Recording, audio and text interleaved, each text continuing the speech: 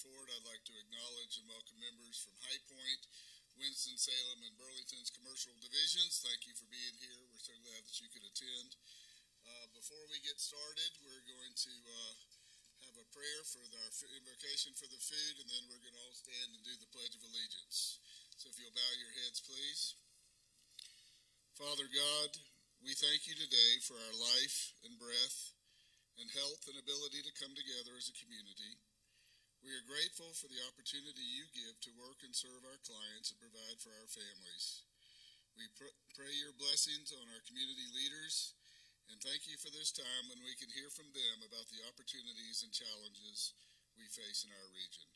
Bless our conversation and our fellowship and the meal that has been provided. In Christ's name, amen. If you could all stand and we'll say the Pledge of Allegiance.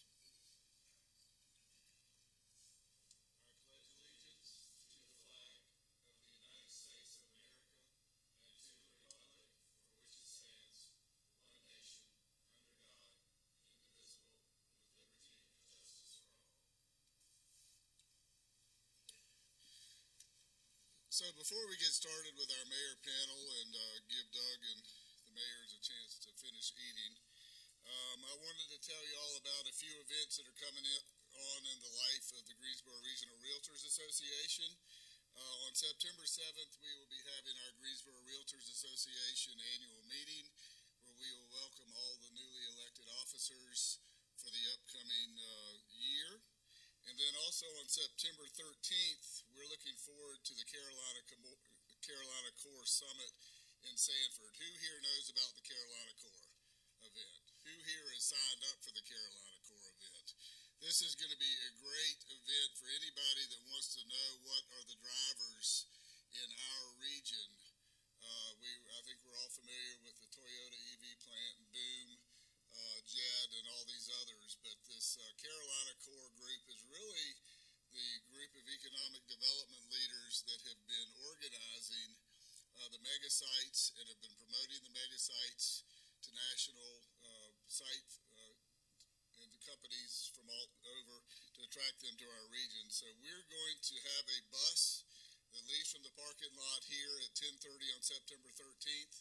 We will actually be going by the site near Liberty that is the Toyota EV plant. So if you want to see what that's all about, we will be going there for a short tour before we go to Sanford. And then the event is actually from 1 to 4 in Sanford, and then we'll be the bus will be bringing us back here. So it's from 10:30, the bus leaves, and we should probably get back a little bit after 5. So please sign up for that. You can sign up through the website online and make sure you're here before the bus leaves if you're planning on taking the bus. We're going to have a number of noted speakers that are being there, but Christopher Chung, who's the CEO of the Economic Development Partnership, will be there and will be talking about all the different things that are going on in the state of North Carolina, but in particular what's happening with the Carolina Core. Just for those of you that don't know, the Carolina Core is a 120-mile stretch of central North Carolina along U.S. Highway 421, stretching from Interstate 77 to I-95. The largest cities are Greensboro, Winston-Salem, High Point, and then all the way over to Fayetteville. So we hope that you will sign up for that and be part of that. And that includes the mayors. I hope that y'all have all been invited and that y'all can participate if you are able to on the September 13th. And so now I would like to introduce Doug Copeland, who is graciously once again, I don't know how many years we've been doing this, but this is always a highlight of the calendar year for the Realtors Commercial Alliance. But Doug has been gracious enough to be the moderator again. So I would like to introduce Doug Copeland, and also I'd like to introduce our panel of mayors, the Burlington Mayor Jim Butler, Winston-Salem Mayor Alan Joines, our Greensboro Mayor Nancy Vaughn, and High Point Mayor Jay Wagner. We thank you all for being here, and if y'all can come up to the table to be seated, and Doug, I'll turn it over to you. Thank you.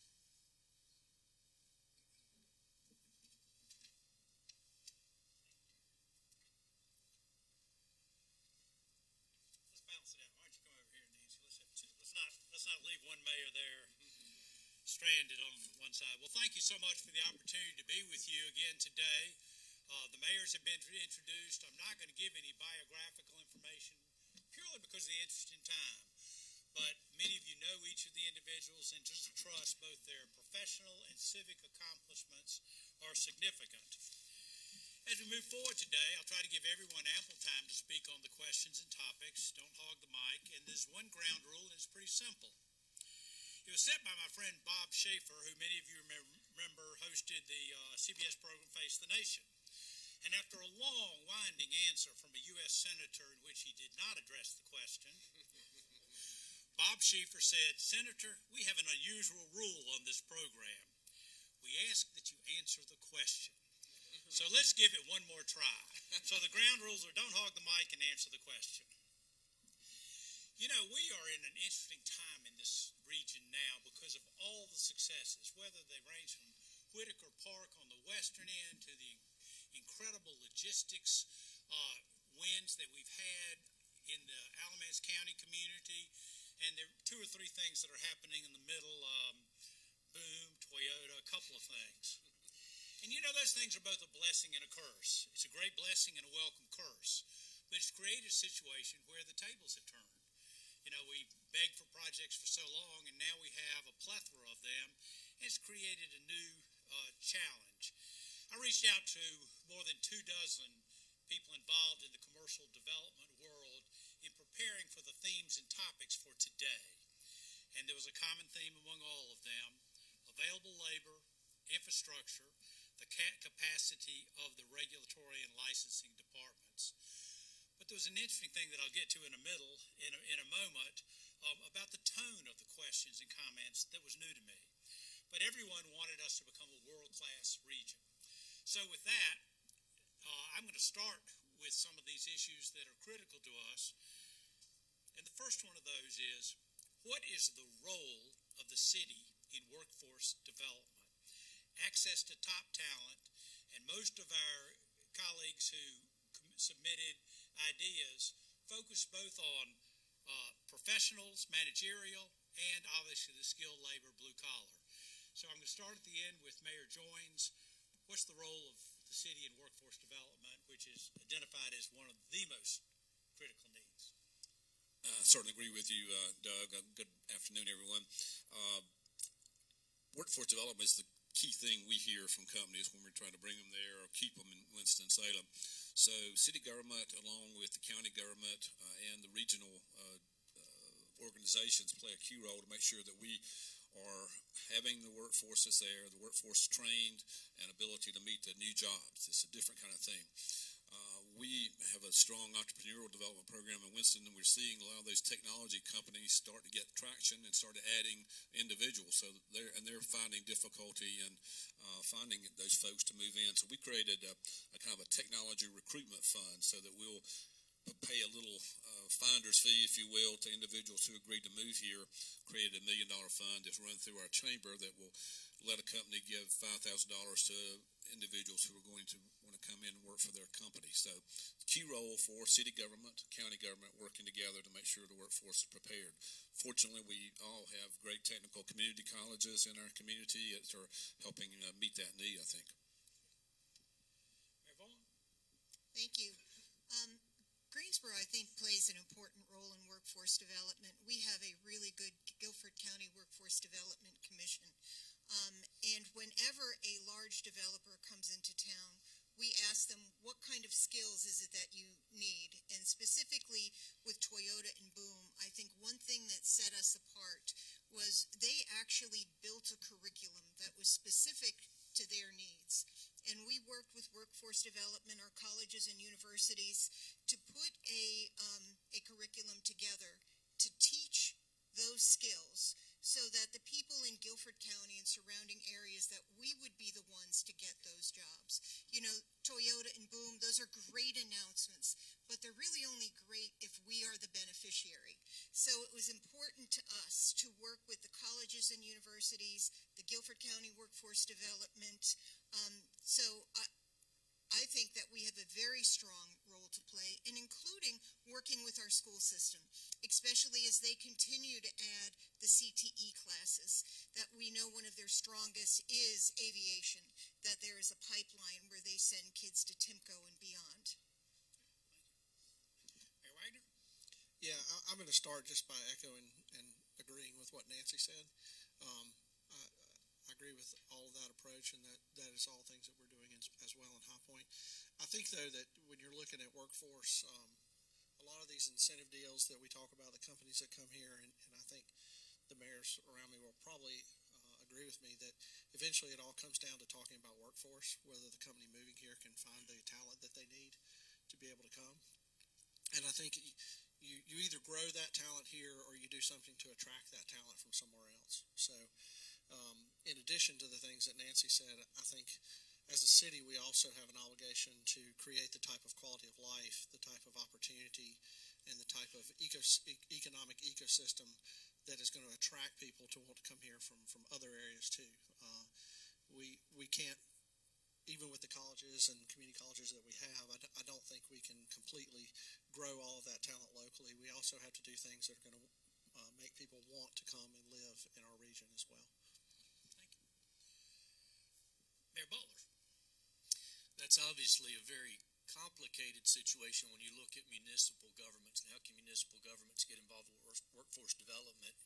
And I serve on the board of trustees at Alamance Community College, and we definitely have to leverage the impact that our community college system has, but we also have to serve as a liaison and work interregionally with Piedmont Triad Regional Council of Governments and what they do from a workforce development standpoint, and just my colleagues on this panel, knowing what they have going on in their communities and how we can tie in and leverage that with career technical programs in our schools. But the key is getting the experts together and let the experts work on the problem and kind of get them together and then support them and be sure that we're providing a platform for them to be successful in the programs that they know that are available, that they know we can pull together and leverage and do it as a community. Great. I want to key on a point that Mayor Wagner made and just ask this question, and you don't need to, everybody doesn't need to answer unless you know of something, but you know, there are communities in this nation that are bleeding, if you will, workers. There was an article in Friday's Washington Post about Jackson Hole, where you can't find housing, and Buffalo, New York, where 15% of the single-family homes are empty.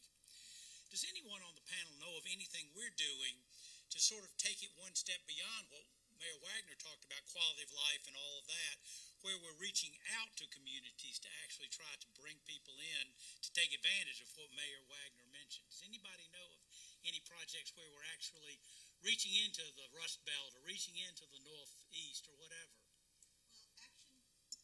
Action Greensboro has the Boomerang campaign, and it's been extremely successful. And those are people who grew up here or came to school here, they left, and now we want them back. And it's focusing on former residents, and they have had wonderful success in bringing people of all ages and technical experience back into the city of Greensboro. And some of them wonder why they ever left. And I think that's a pretty typical thing. But, you know, as a city, we rely on our partners to do that. Okay. Well, please. One of the things we're doing in High Point, we just began a development of a unified marketing strategy for the city. This came out as a result of our strategic planning retreat pre-COVID. Got a little bit sidetracked, as a lot of our lives did during that time, but we are beginning that process right now of going and talking to folks in High Point and folks outside of High Point, actually, about what they think about High Point, how we can market our city better. We think we've got a lot to sell, and so we're looking forward to developing that marketing strategy to be able to go outside of High Point and help attract people to come here. Thank you. So this question or this topic won't be a surprise, but we're getting ready to have a tsunami of workers. And just because an economic development project is located in one area doesn't mean it isn't going to impact the entire region. Mayor Joines can speak about many, many years ago when they were successful in attracting the Dell plant. The communities were not as not working together maybe the way they are now. Yet all the communities, I believe the worker ingress egress was a 90-mile radius, if I'm not mistaken, Mayor Joins. So we're going to have incredible infrastructure issues in roads, water and sewer, schools, road repair, etc. Let's start with Mayor Butler on this one. This is not just business as usual. How are we proposing, what are some of the unique things we may be doing to address all the needs that we're going to be having based on, as I said, the welcome curse that we're getting? Mayor? Yes, that's a all-encompassing problem. It's not just going to be infrastructure in schools. If you think about things like in the city of Burlington with our community airport, that's going to change drastically. Aviation and what it's going to do around some of these areas, and then how the bleed of workers may impact your municipal proper. What's going to happen to our small businesses if workforce is going to move to these other jobs, these newer jobs, as they look for additional opportunities. And we try to align very closely with the state and the region on what the expectations are, and look at housing and look at how we can start adjusting. And from a roads and highways and infrastructure standpoint, what is NCDOT seeing? How can we tie into that through our metropolitan planning organizations? We touch Western Orange County, Eastern Guilford County, and then all of Alamance, and how can we better collaborate on that? Because to Doug's point, maybe where we were not so collaborative many years ago, now we have to kind of act as one. And what is one person's problem or one municipality's problem really becomes a regional issue that we've got to team up with. Yeah, I would echo that. I think that you have to look now at, from a city standpoint, you have to look, the east side of High Point is 20 minutes from the Toyota site. So, we may think we're kind of far away, but we're really not. You have to look at things like the things that cities do that people don't think about, like water and sewer and garbage collection. You have to look at your capacity and where you are in terms of being able to be ready when new development comes. We have a housing shortage now. So when these new jobs come into town and we're going to need to have more housing, do we have the capacity to support that from a governmental standpoint, from a public services standpoint? And you talked about roads as well. There's going to need to be cross collaboration between the cities and the counties and the state to be able to capitalize on and prepare for what's coming. Let me either interrupt you or add this as our colleagues answer the question. What kind of collaboration are you seeing now? Because this problem is, we're already 4 years behind, if you will, in a wonderful way, again, in addressing these problems. Can you give any details about how, and we'll go back to Mayor Butler, but how we're working together now, some specifics? Well, I know in Guilford County, we have the Guilford County Economic Development Alliance, and we've worked together to help bring some of these projects into the region. Also working through groups like the Carolina Core Group with the regional groups. But really, what it's going to take, I think, is representatives of these governments sitting down together with county officials and with state transportation folks and Department of Commerce. And I don't think we've necessarily reached that level yet. But I think that's something that we're really going to have to look at in the future to be able to capitalize on what we're doing. Okay. So as we move across the proverbial aisle, I morphed the question a little. What are we going to do about road, water, sewer, et cetera, infrastructure? And do you know specifics of what's happening now, maybe in a broader scope, an umbrella scope, to address those issues more regionally? So when we talk about Boom and Toyota and the number of jobs that they're bringing, we also have to factor in the spin-off jobs that they're bringing. And for every one job they create, chances are that they are creating an additional 5 jobs. So we are talking about a huge boom into our region. And this will be wonderful for the entire region. We did just get a grant, $100,000, to do a study along 421 in between the mega site back into Greensboro, because we're going to have to look at how that's going to grow, how we can get it up to interstate standards. Through the MPO, it is on the map to be expanded. So things like that are very important. Our water and sewer is probably one of the biggest economic development drivers that we have. Whenever we talk to somebody, Boom, Toyota, Publix, it's really about water and sewer more than anything else. How can we get them water and sewer? You know, what kind of rates can we get them since they are a high capacity user? So we have been very mindful on how we use our water and sewer, but we are going to have to look at where we currently service and possibly expanding that, because we've said that we're going to grow east, and we have been growing east, which means we're going to probably have to put water and sewer pipes out there for a variety of reasons to help the spin-off businesses, but especially for residential. In the last 9 months, I would say that we have probably approved well over 6,000 residential units. Everything from affordable housing to the $600,000 townhomes and everything in between. You know, this is ripe for development. There are developers in here who kind of are chomping at the bit to help us with this issue. So it's a matter of partnering with them to make sure that we can get the housing that we need built. One thing that we are working on through our housing bond is our workforce housing. And Sophia Crisp is an important part of that, and it is down payment assistance. And we are looking at raising our down payment assistance from $10,000 to $15,000 and raising the income cap, because we want to make sure that people in our city can afford our housings. We want police and fire and teachers and, you know, field ops and our county workers to live in the county that they serve. So we are doing a bunch of different things. As far as partnering, I would say that, and I hope everybody up here would agree with me, that our relationship is probably at an all-time high. And I agree with Jay that the Guilford County Economic Development Alliance has really done a lot to put us in the room, Greensboro, High Point, and the county once a month to talk about economic development and things that are important to us.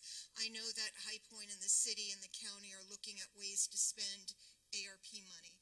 We've started a task force to look at homelessness. We know that it has to be a countywide solution. Otherwise, people will just move from one area to the other. There is a juvenile crime task force that is across all 3 counties. And I know that we have worked with the city of Winston-Salem when we've had a big project come in. Winston is always at the table. I know you were there for the Boom recruitment. So I think we've got a ways to go, but we've come a long way. Did I get everything? You nailed it. Okay. But from your mouth to God's ears. What she said, that's right. I think the good news about the big projects, Toyota and Boom, et cetera, is that the suppliers will tend to spread themselves out. They've told us that they don't want to be close to the main plant themselves because everybody be fishing the same pond for the workers. So they want to be within about 30 miles, no more than 60. So we're all in that kind of a sweet spot to benefit from that. So that will help quite a bit. Certainly housing has been mentioned as a key issue for Winston-Salem. We did a housing needs survey 2 years ago that said we needed 15,000 units in the next 10 years. So I created an affordable housing coalition that's working on ways to do that. And I went to the council back last year and asked them to set aside $30 million and create a goal of 750 affordable units a year for the next 10 years, which they agreed to do.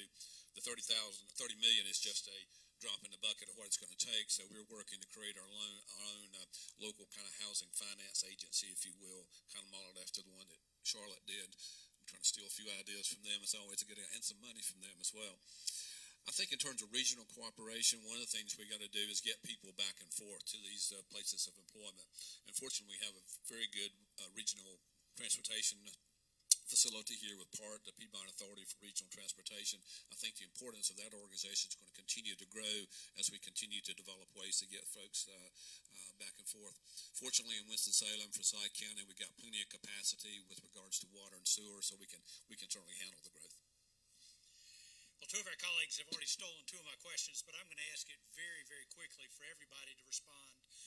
You know, 20 years ago, we were concerned about water. Randleman came online. Alamance had incredible water resources, and frankly, with the decline of the textile industry, that became a surplus. Is anybody concerned? I mean, this is one of the issues that was raised by some of our peers. Are we concerned concerned about is there enough water?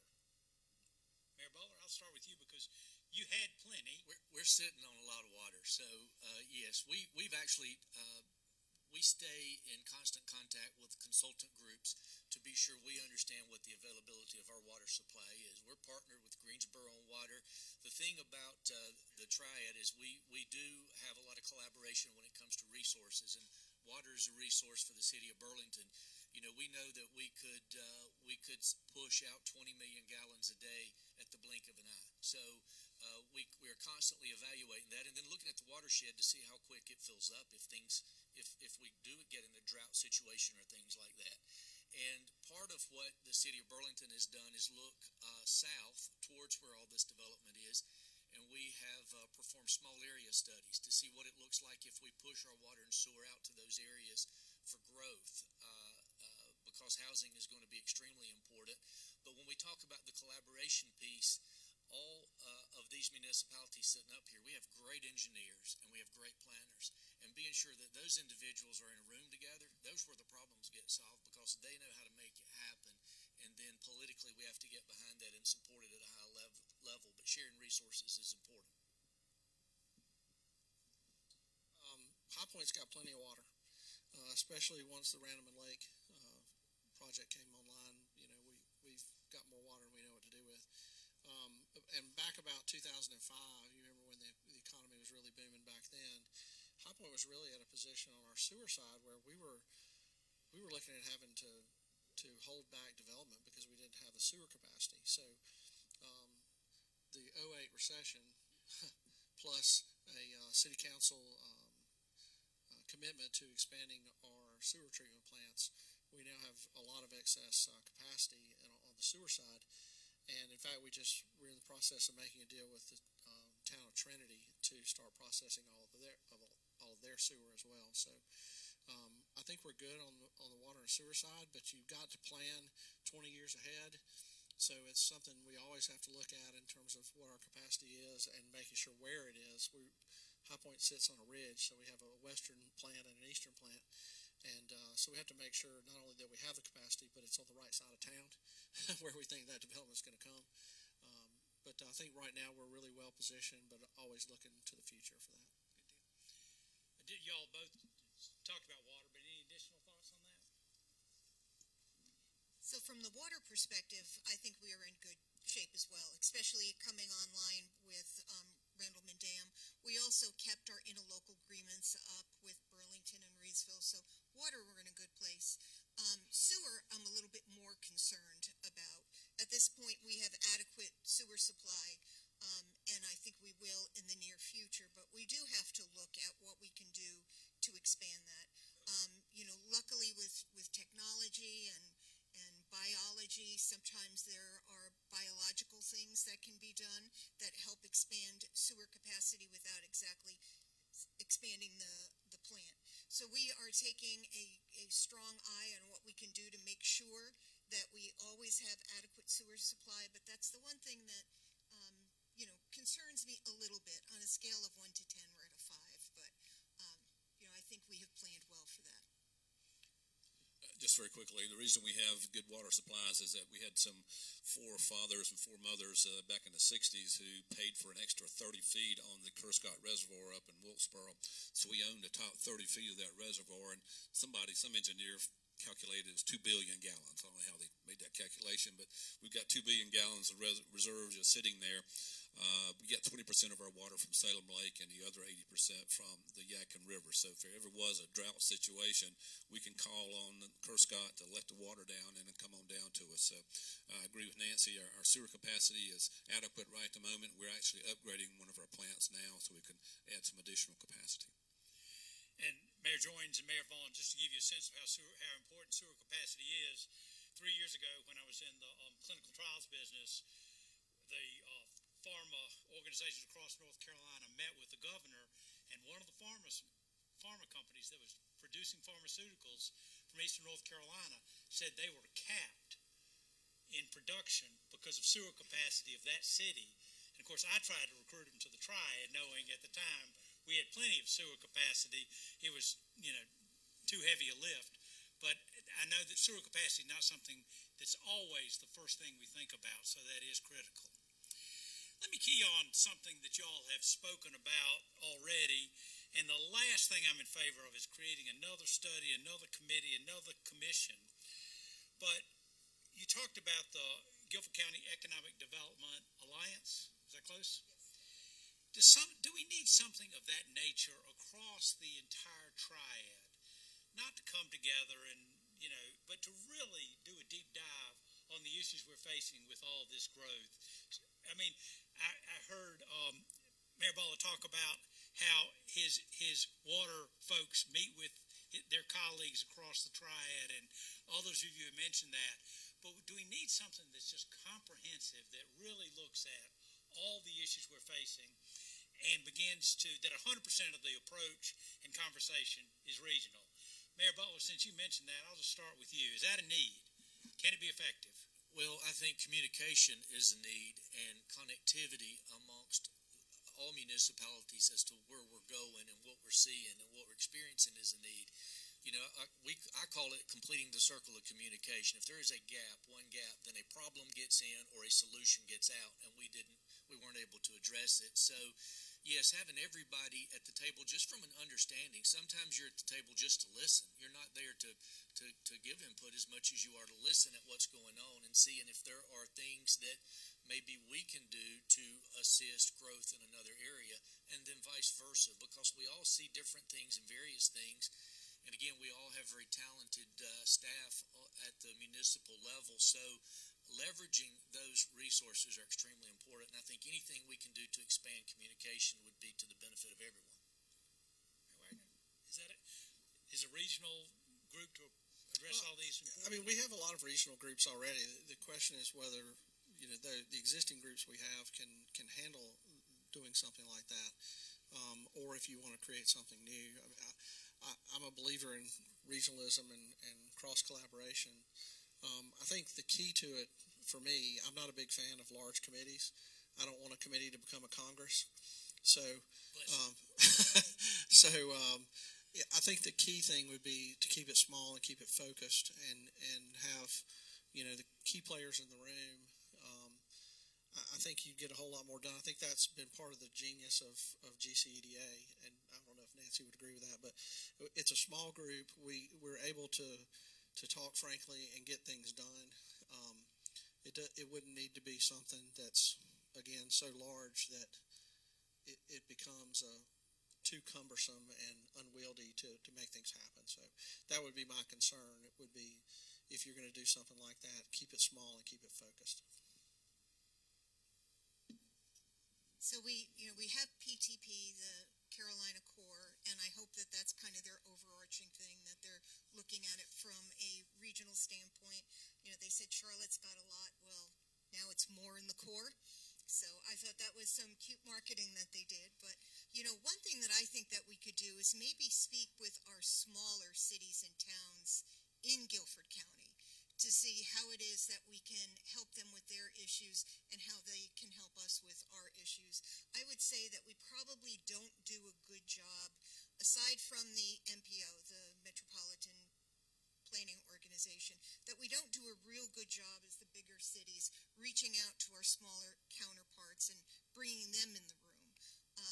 That would probably be something we could do easily, and to see how we could work together better. Yeah, I think the Carolina Core has done a great job of getting us organized and moving in the right direction with Stan Kelly and leadership there, and now Mike Fox. But I do think things have changed a little bit, as Doug alluded to. Is we've been so hungry for so long, and our focus has been on recruitment and getting folks here. Well, they're here, or will be soon. So it's probably not a bad idea to maybe ask the Carolina Core, PTP, to step back and just say, okay, here we are now. What about over the next 10 years? What kind of things might be in place? Nancy raises a good point with the smaller communities in Winston-Salem, Forsyth County. We have about 8 incorporated areas around, and so I get together with them, or they get together with me, whichever, the mayors of those small towns and cities every 2 months, and we talk about issues that are facing our community. So I agree with that thought, Nancy. Thank you. As I indicated when I reached out to the thought leaders in this industry over the past, in preparation for this, I noticed a change in the tone. There's always a natural tension, if you will, between the regulators and those that are seeking to develop. That's just a natural tension that just exists. But as I asked these folks about what they're worried about in the future, there was a new tone among these individuals. They were seriously concerned about whether the zoning, planning, the various licensing and permitting departments in all of the communities were adequately staffed to support what needs to be done. The comments was they're already at capacity. A large number of the employees are reaching retirement age. We're going to have more and more projects. Everyone said that these these regulatory and permitting processes slow things down. And they're very concerned when this wave of projects begins. And I will tell you, just from my personal knowledge, these companies are all the ancillary companies, if you will, the supply companies, are already starting to locate. There are a few folks that would normally be in the room that are not here today because they're meeting with one of those companies that's getting ready to relocate here. But they're very concerned that the staff, there is not enough staff, not skilled enough staff. And I'll get to the regulatory issues in a moment. But what are you doing to beef up these staffs? Hiring is we talked about hiring.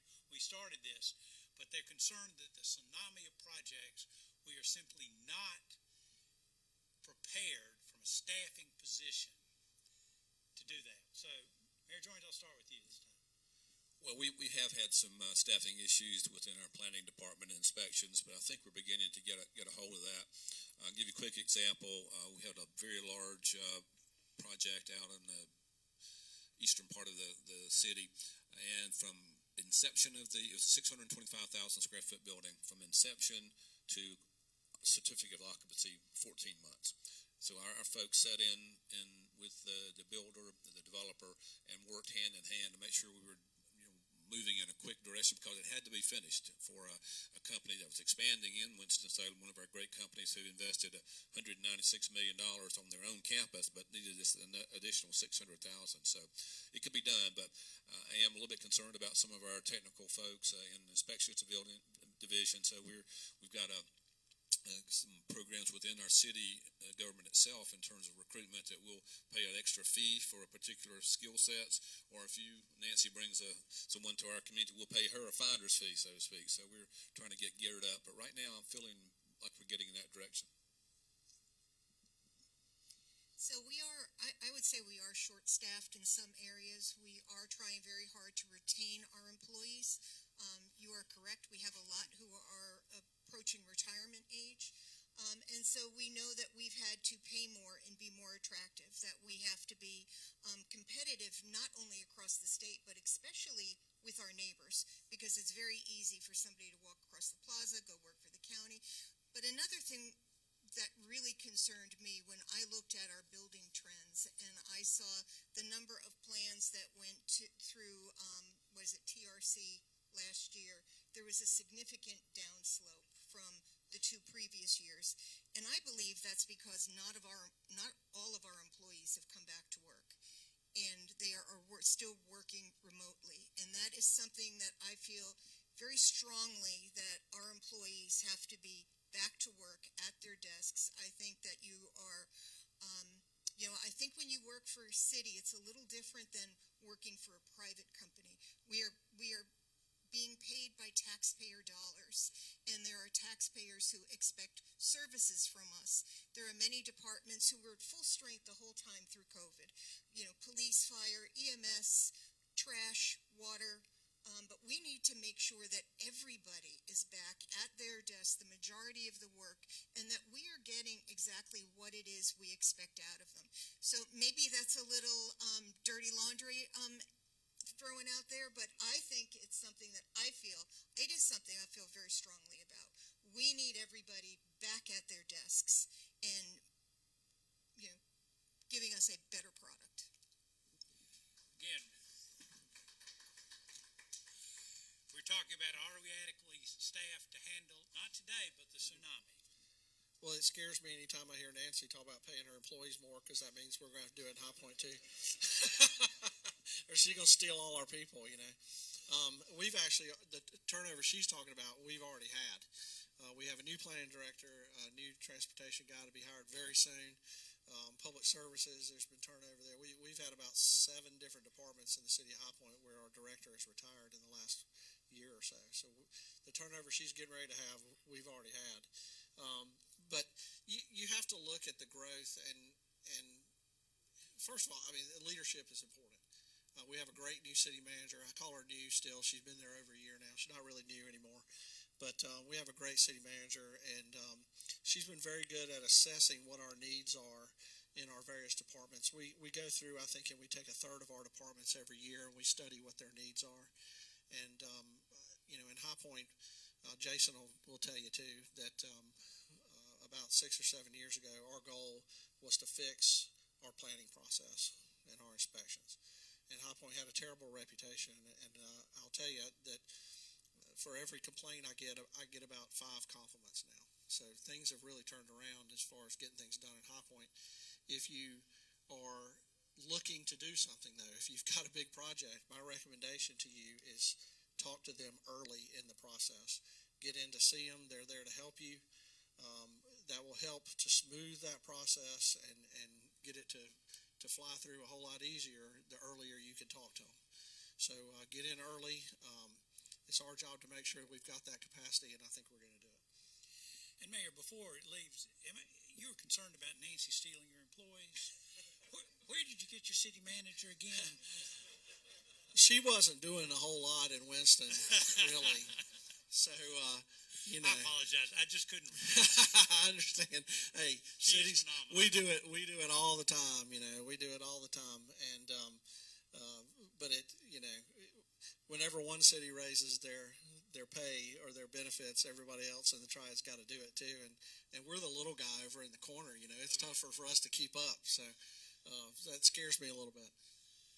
So the infrastructure of your planning, zoning, and all the permitting agencies, where are you in that, and what are your concerns? So we're back fully. We're fully active and engaged in City Hall. We have no one in those departments that are telecommuting or working from home, and we've got positions allocated to expand those. You know, our Unified Development Ordinance has got to be simplified. It's got to be something that those that are coming to the table with projects can go online, understand, pull the key documents, and at least get a thought process going ahead of time. So we do meet quarterly to do text amendments to our UDO based on feedback from developers and those in the community, and that's an important piece. But the other thing is you're dealing with all scales of developers. There are those that do it every day and those that have a big project every now and then. And they're radically different. Those that do it every day can take our UDO and go through it quicker than we can, and they generally get ahead of the curve, and it's very easy, and then it's easier for planning and inspections.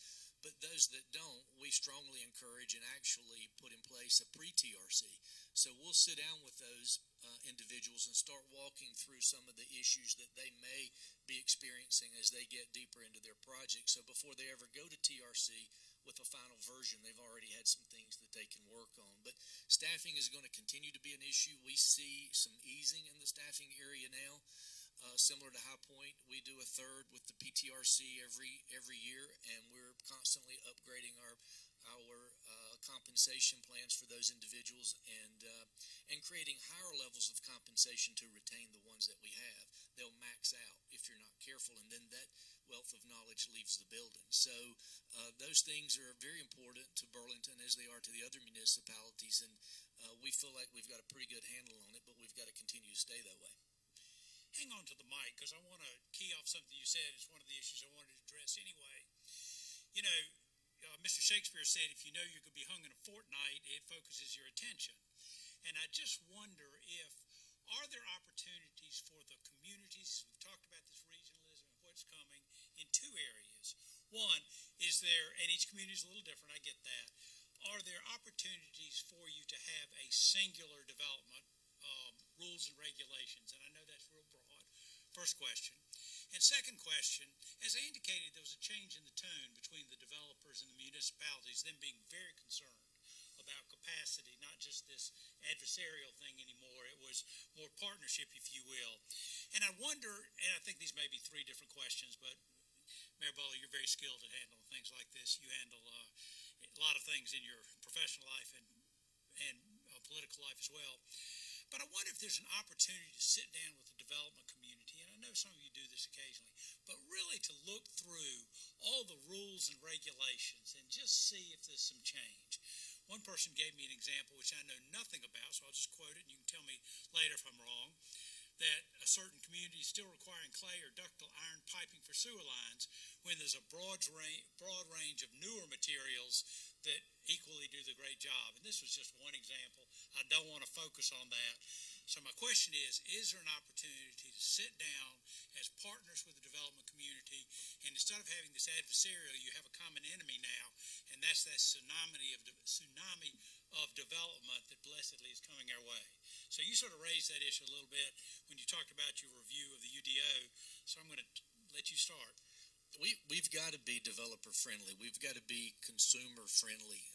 Those that are out in our community that are building facilities and employing people are customers. I mean, it's got to be a very collaborative relationship, and it can't be government, public sector, and individual private sector. There's got to be a blending of that. And I think it's extremely important to work with developers. It may be stupid, but if you go to the city's website, my cell number is published. And it's been that way for 16 years that I've been elected. And I know our development community really well because they'll call me 10 times a day. But you get feedback, and the key as elected officials is to not get involved in the operations of the city. That's not our role. That's the city manager's role, and that's what city staff does. But we can give cultural feedback. What is the culture of City Hall, and how collaborative are we with those that are out there trying to get business done? And then we start working on the culture from the inside out. And if you get your culture right and you're communicating with developers, a lot of those things will take care of themselves. And that's why we have learned from that process to sit down once a quarter and go through that UDO and make the amendments necessary based on the pain points that we're getting from the developers that are out there doing business. As far as regionalizing UDOs, that would be difficult based on municipalities' comprehensive plan. Where are they going? Where are they? What have they put on paper that they would like to go? But there is some simplifications. We could probably sync up with 60 or 70% of it, and that's an interesting concept. But the UDO is what's going to drive all of us moving forward. And the more simple that we can make it, the better it's going to be for the development community. Yeah, I would start by echoing the idea of, I know the business community would love for us to all have the same development ordinance, so you don't have to pull a notebook out each time you go to a different city. But I think each city is different, and that's a great concept. I just personally, I don't think it's workable. I know Guilford County tried that back in the 90s, and they had a unified development ordinance the same in Guilford County and Greensboro and High Point, and it lasted about 2 months, before all the jurisdictions started making changes. I think that each city is different. It's just really hard to do that when, as the mayor said, each city has different goals for what they want their community to be and how they're going to achieve it. And it's just really hard to do that. But I think the key to anything like that, and we just, within the last 5 years passed a new development ordinance as well, is bringing the stakeholders together, including the development community, all the people who are going to be involved with that, to make sure that you've got a user-friendly document, make sure you've got something that is not going to hold back development, it's not going to impede development, but is also going to allow the city to achieve their goals for the type of community that they want to have. So it's bringing those people together early, having them be involved in the process. And even now, I'll go anywhere and meet with anybody. I have folks who are developers who come out and I walk through their developments and they say, we'd like to do something like this, but you've got a regulations that's preventing us from doing it. We'll talk about that. And then we'll take it to the council and see if that's a change that they want to make. It's a free flowing kind of document. It's not set in stone. We can change it. Come talk to us if you've got a special situation where you think our ordinance isn't going to fit. We passed our comprehensive plan about 18 months ago, and it's very easy to read, and it's Greensboro 2040 on the website. It's easy to find. We recently hired a city manager from Charlotte, so the scavenging goes a little further into the state as well. And one thing that attracted us about him was that his strength was in transportation and planning. And Charlotte just passed their UDO last night, I think. And so he was very responsible for what that UDO looked at. So he is definitely looking at what it is that we could do. One thing that I noticed was, to me, we had a planning board and a zoning board, and it seemed like it was an extra step for developers. So a few years ago, I had the two boards combined together to be a little bit more user-friendly. So we're looking for other things like that we can do to cut down on that planning time. So, when you submit your plans to when you start moving dirt is shorter. So we have a good relationship with Trebic and other groups. If there are specific concerns that you have, I'd love to hear about them because, we don't know what we don't know. And this is not my specialty, but certainly I want to be reactive to issues that are out there. I think we try to listen to our development community, builder community on a regular basis. We have periodic just get together and talk about things, but then we have specific cases where we have a proposed change in UDO or proposed regulatory change. We'll bring the builders or developers in to get their input, and we've tweaked things, made changes there. For instance, they were very, very interested to make sure we could get our electronic submissions of plans working a little better than they were, so we made some changes there and got a little more horsepower to make that work. We've also have a chance for a developer or a builder to go in and meet with planning staff just informally. We call them, I forgot exactly what it is, every Friday morning you can come in, present your plans, very informal meeting, everybody, all the particular parts of the city, transportation, planning, building code, whatever it be, can sit around the table and give a quick reaction to a particular plan. So it saves that person, that builder, developer, a lot of headaches, and if they go in this direction, say that's not going to work, so they can make a quick change over there. But I agree with what's been said. Trying to get a triad version of a unified development ordinance, I don't want to lead that one at all. Thank you. We've got just a very few minutes left, and if anybody has a question, I've got 14 more questions, so if you can stay the rest of the afternoon, we'll get them done. But I do want, if anyone has a question, before I backfill with the rest of my topics, and speak up loudly because we don't have a mic out there. Sir.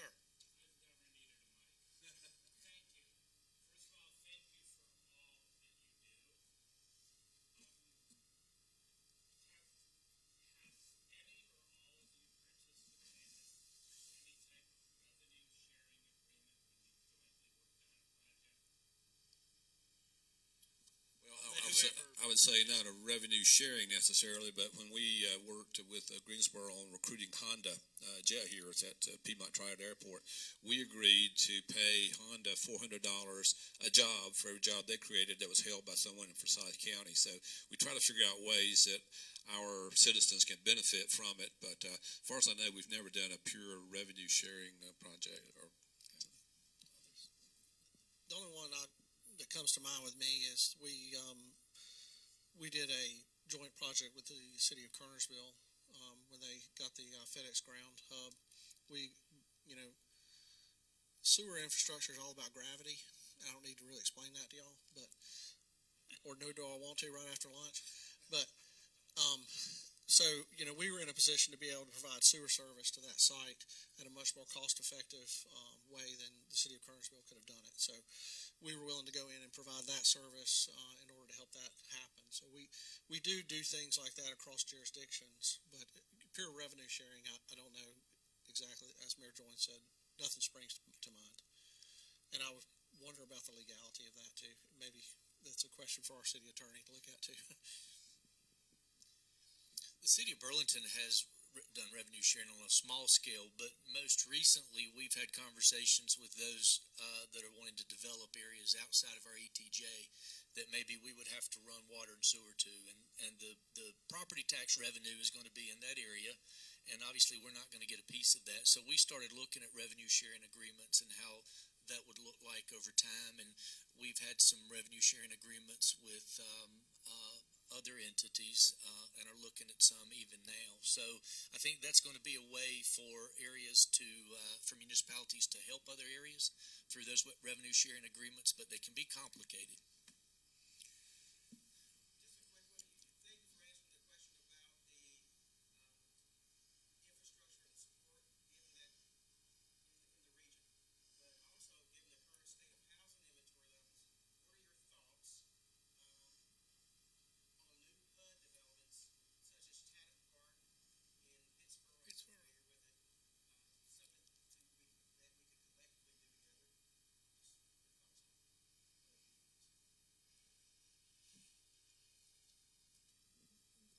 We do a couple of PUDs. They're not necessarily really large. We have one that's pending right now in East Greensboro.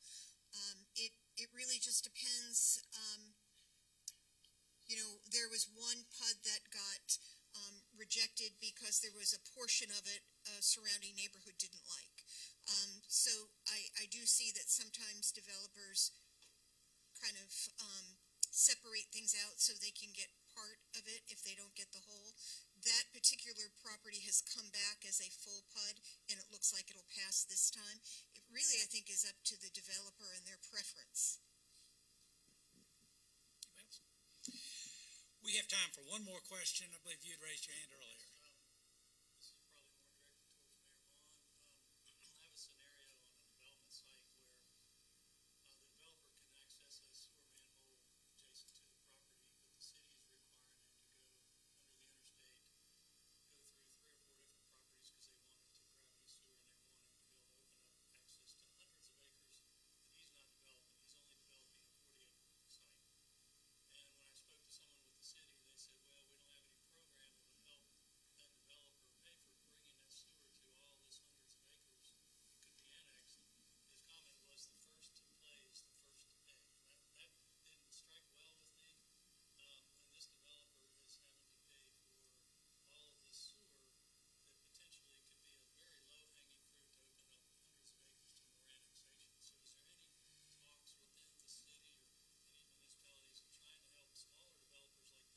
Because I hear about all these incentives for Boom and Toyota and everything, but there's no incentive for this small developer that's going to benefit other developers.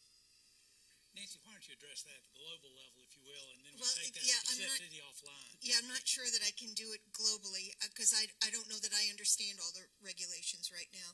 But if you want to give me the specifics offline, certainly I can look into it. I'm not exactly sure how they decide which ways the pipes are run. I mean, I try to be a sewer engineer sometimes, but I don't always do too well with it. Yeah, when I think as mayors we become engineers in all different types of things, I know just enough to be dangerous. So if you want to fill me in, I'll be happy to look into it for you. Well, I just want to thank our mayors. They've been very transparent. Join me, please.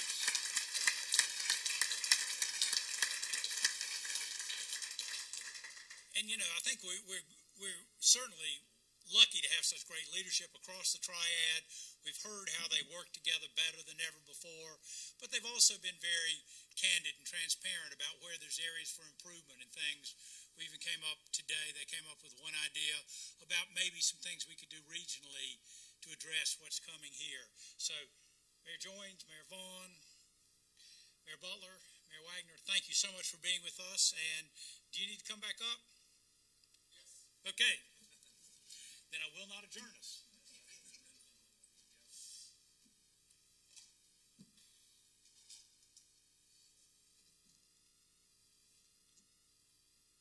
Thank you for all that have been with us today. Thank you once again to the mayors for giving their time and for answering these questions so honestly.